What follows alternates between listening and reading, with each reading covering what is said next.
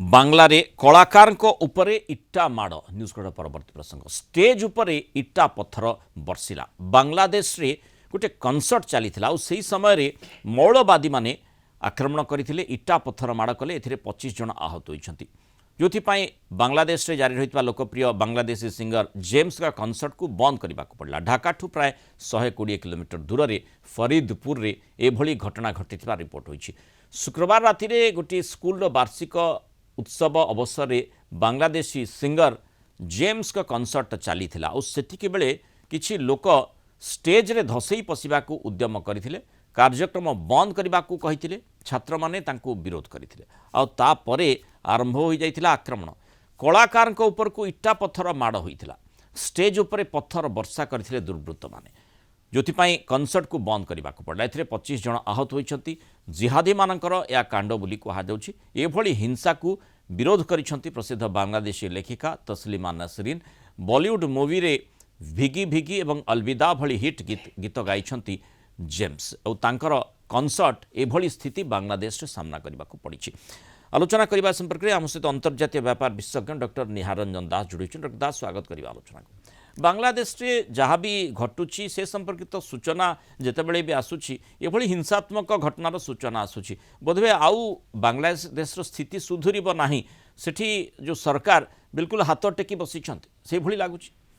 देखो कथा जे निश्चित भाव में अति जो डिस्टर्बिंग न्यूज गोटे पर गोटे बांग्लादेश आसूची एवं एथिरे जोटा सरकार हाथ टेकी बसी सरकार विफलता बा सरकार जानी शुणी एभली करने को दौर निश्चित भाव में गोटे अलग विषय आलोचनार किंतु कथा हूँ आम देखुचे जेभली भाव में एबेठू शेख हसीना सरकार को हटा जाइए परवर्त समय जेभली भाव में जो रैडिकल इस्लामिस्ट ग्रुप बांग्लादेश में धीरे धीरे आधिपत्य विस्तार कर देखु सबुठ कथा कल्चर एवं कल्चरल जो इंस्टीट्यूशंस अच्छी जेभली भाव में गोटे पर गोटे आक्रमण करा जाउछि सेटा निश्चित भाव में जेमति कहा जाय कलार कोनसी सीमा सरहद न थाए किंतु एठी धर्म दृष्टिकोण से गोटे लक्ष्मण रेखा से माने टाणुछंती देखो रैडिकल इस्लामिस्ट माने अतीत आपण देखंतु आपण बामियान बुद्ध अफगानिस्तान को फेरी जातु जेभली भाव में जितेबाला ध्वंस कर तालिबान द्वारा एटा थिला निश्चित भाव में कल्चरल डाइवर्सिटी को केबे भी मौलवादी माने समर्थन करि नथांती बा तांकू केबे भी रहिबा पे दियंती नाही एवं सेटा वर्तमान बांग्लादेश जेहेतु आपण आमे देखुचे धीरे धीरे कि जो एग्रेसिव जो एग्रेशन पैटर्न देखा जाउची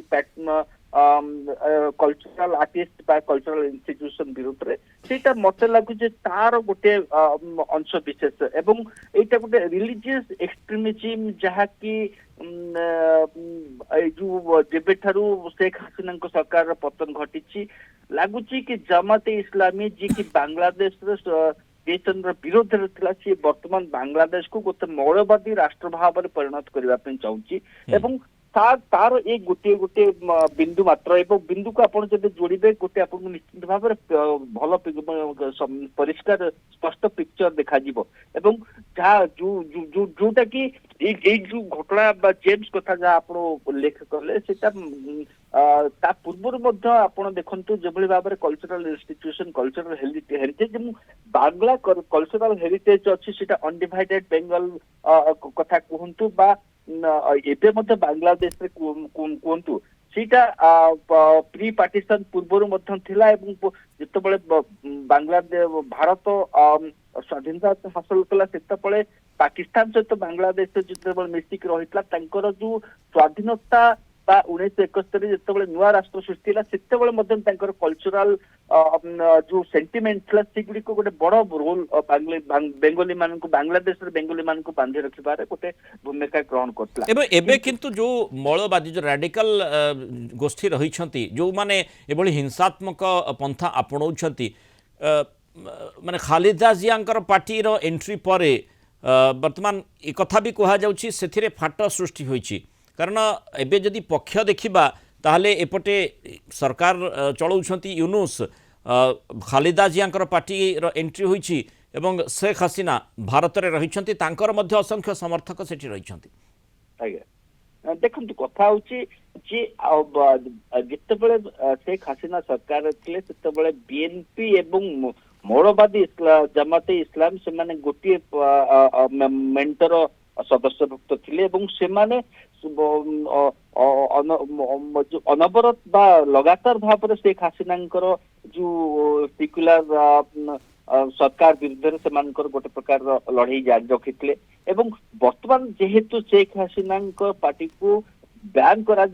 चेष्टा करा संपूर्ण भाव दूरे रखा चेष्टा करा वर्तमान जो तारिक रहमान प्रत्यावर्तन पर लगुच मौलवादी मानकर जो भोट बैंक अच्छी एवं जोटा कि अतीत शेख बेगम खलीदा जी सहित था सी वर्तमान बीएनपी विरुद्ध लड़ब एवं से हुए तो चाहूना कि वर्तमान समय रे जे पर्यंत संपूर्ण भाव देश मौलवादी करार को न आसी से पर्यंत इलेक्शन को टाड़ी देवा हुए तो मौलवादी मान चाहते गोटे पर गोटे घटना आम देखा पाचे